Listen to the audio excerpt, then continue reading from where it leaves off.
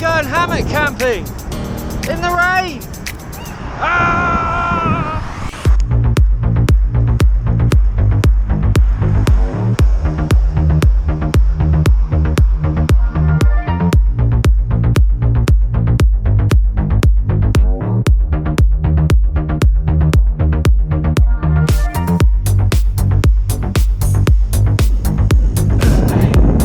Just dodging all these leaves above my head. Whoa, I don't want to get too wet just yet. Oh no, we got a puddle! Ah! Ooh! Ah!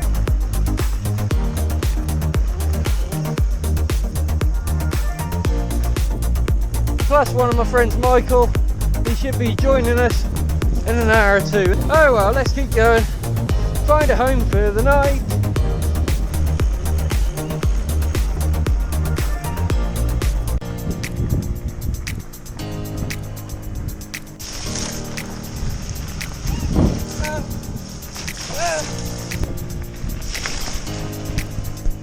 Well, I instantly regret that, now I'm all wet. Oh well. What's worse than happened? Oh, squeaky brakes, that's worse than happened. Can't get much worse. Michael's not here yet, so he give me a chance to set my hammock up. In the rear I have my Underblanket, which takes up a heck of a lot of room, but is well worth having on any adventure. Always remember to keep it nice and shiny and bright, because even though lights do go a long way to keep you seen, a couple of reflectors won't hurt, will it? And the bike itself is a Revelstoke, absolute beast. I've had this for about 4 or 5 months now. I'm going to do a really good review on this bike. It's been absolutely awesome off-road, through mud, sand, gravel. And when I say gravel, what I really mean is half a house brick size rocks. I've been down many a trail through Thetford and the Peddars Way last week, which is treacherous. Around the right hand side I've got a little light.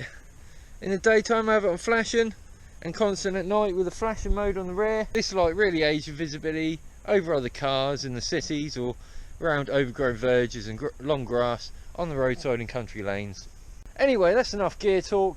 Let's get my hammock set up and wait for Michael to get here. Peace! I've just managed to put the tarp up. Still not raining yet. Later, when I actually put the fire out, we're going to have a fire, and when we put the fire out, we'll just stretch this out like this, and that'll keep me nicely sheltered underneath there in my hammock. But until then, I've just folded this bit around over the top and just left a bit of paracord there. How I've tied this, just a stick and just a little, oh no, when things go wrong on YouTube. Anyway, the ridge line comes around the tree under, and then I put a bow, this little bow, through that original loop. So I'm just put a stick in there, tying it up, and on to part 2, which is setting up the hammock and the Underblanket. You may notice this blue plastic wrap all around my tree straps. That's purely to stop all the sap getting around my straps. That's called sap wrap. Look it up on Facebook, Instagram and Twitter. Does an absolutely brilliant job. In each pack of this you get 40 foot of sap wrap. It's absolutely brilliant. I love this, and it hasn't slipped once on any trees, whether I'm on sycamores or oak trees or nasty sticky pine trees like this. That may sound strange, but it does work. Just got the hammock set up. This is a snug pack jungle hammock with mosquito net. Has a bit of elasticated paracord, not paracord, sorry, shot cord, stretch cord, whatever you want to call it. But these two ends just wrap around either side of the trees and creates a nice little mosquito net, which I normally separate with a couple of sticks. I'll show you at the end when it's fully completed. I've just looped the excess tree strap around through its own loop type thing, just to ensure all the water that does run down the tree straps, if any, goes down here and not down onto my hammock. You can see my hammock does look a bit tight at the moment, but I can assure you, once your weight gets on this and you fully stretch it out, well, exactly, you can see there that just lowered it down a little bit, just for the stretch in the ends of the paracord next to the carabiners. Gives a little bit of stretch, only like 2.5, 3 centimetres, but it does make a bit of a difference. When it comes to hammock camping, everyone's completely different. Some people like their hammock completely taut, absolutely 100% dead tight done up, and then they get in it and it's all stiff, and you know, they like it like that. I don't. I prefer it quite in the middle as such, because other people have a real U-shaped, like a big horseshoe, and that's uncomfortable for me. But then again, you can lay diagonally quite easily, but as I say, it doesn't work for me. I like it in between, so you're fairly relaxed. It's not tight on the edges, on these edges of the hammocks. When you actually get inside, it's not actually dead tight on your back of your legs, so it doesn't dig in and hurt.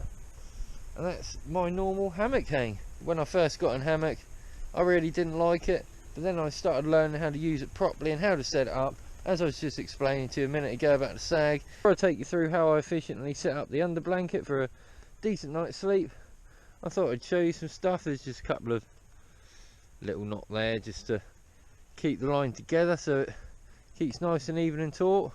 In between here, I'll put a stick to stretch out them, one of that end, one of this end, and what holds the stick to the actual main line itself are these little arrow knocks, or notches, whatever they're called.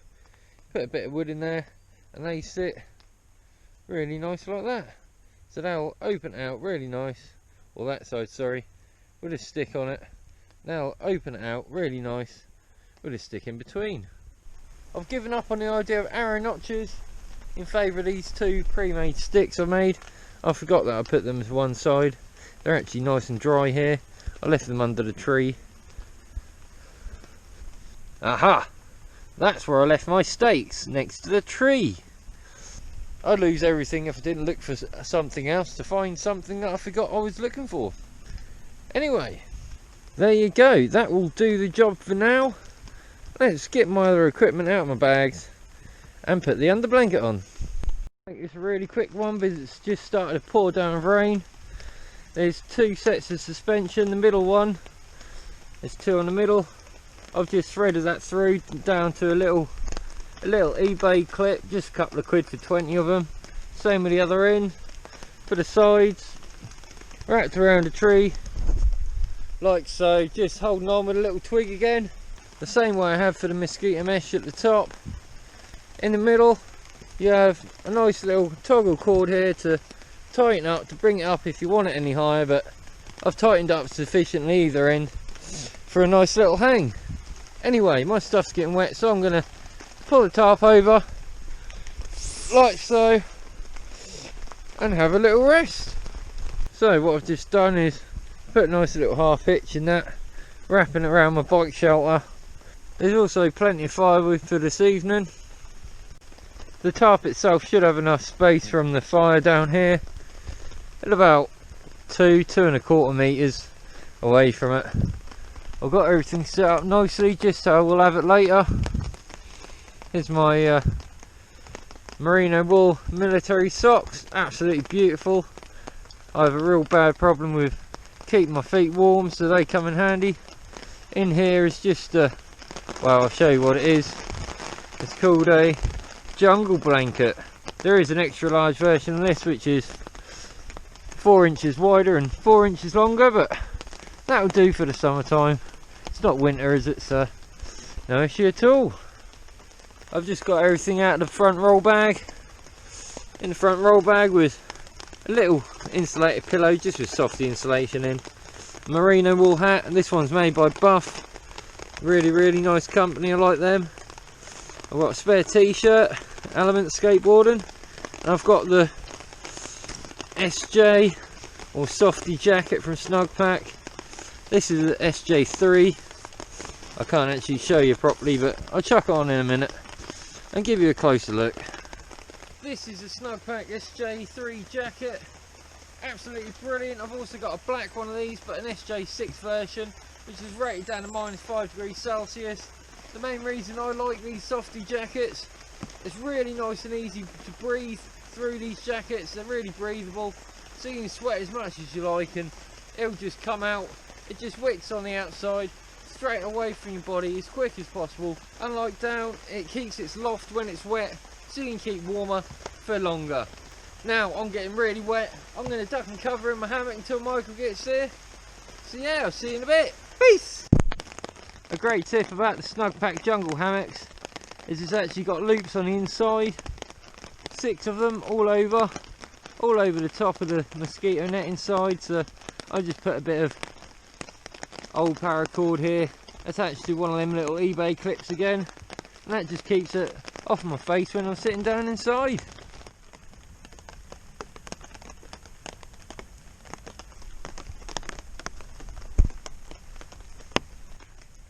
Hammock set up, it's going well. Michael's just got here. Hello! He's going to try and set up his normal military DPM, DMP, whatever, basher up in a diamond pattern configuration. And yeah, he's sleeping in the stratosphere, little hoop bivvy thing. That's his bike. Yeah. Michael's now nearly finished his tarp setup behind us. He's going to chuck the hoop bivvy under that, Snugpack, ionosphere, stratosphere, whatever, hoop bivvy under that. And yeah, we're going to chill out. He got me some beers, he got me some Guinness. Thank you so much, Michael, absolute bargain. I still need to pay him, mind you. To start my fire today, as I'm a tree surgeon, I have open access to all types of different wood, and this stuff is actually from the heart of a palm tree. There's loads of different layers in a palm tree, and this is one of them. So we're going to be putting that on the fire in a bit. Just got a little fire started. Michael's all set up. Hello. He's in stratosphere once again. That's it. Love it. Tart's working out fine. This fire is a tad on the smoky side, but that's to be expected. Anyway, on with the camping.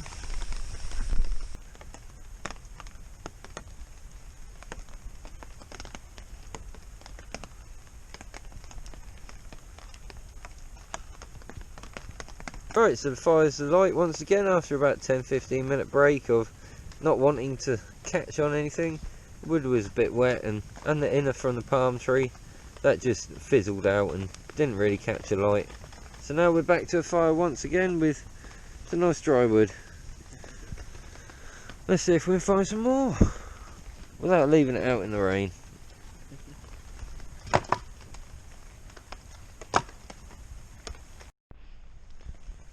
Right, walking in through the rear exit of my bushcraft camp. There's Michael set up with Michael somewhere underneath. Hello. Goodbye. And there's fire, still going strong, but it's got some dry wood for once. Wood store, had a source bit of dry wood from under there. Just shift a bit of that back. That will do, that just protects all the dry wood underneath. Bikes, a couple of drops coming in there, but not much. Ugh. Everything's all wet, dirty and muddy. Yeah, some big horse chestnut from a big job a few months ago before lockdown. That was, this is actually one of the limbs, one of the main limbs coming off the side of it. She kept a stump for herself to make a table with, which is quite interesting. So yeah, I'm going to process all of this wood. Maybe not this bit, that looks fairly soaked through. So yeah, and go in a pile over there somewhere. Catch you in a bit. Oh, it dug in the ground. Anyway, I'm going to get some sleep, guys. I'll see you in the morning. Good morning, everyone. Rain stopped. It was sunny about 10 minutes ago, but yep, it's England. Bitten to heck last night, all over my face by a massive mosquito that squashed. And it wasn't because there's holes in my mosquito net. It's actually because I left the door open all night. So I learnt my lesson on that one. Don't leave the door open. Ugh. Sorry to cut this video short, guys. Have to go home. It's now going to pour it down rain, so yeah, I've got to get back on the road. My bike is still absolutely filthy dirty. Oh my goodness. As you can see, everything fits on real nicely. The back rear bag, that's broken clip, Roswell Attack bikepacking bag. Waterproof, but yeah, just bits and bobs break on it. I need decent bags these days, just to hold the equipment and camera equipment that I seem to collect and take with me on tours. So yeah, I'll see you later. Peace.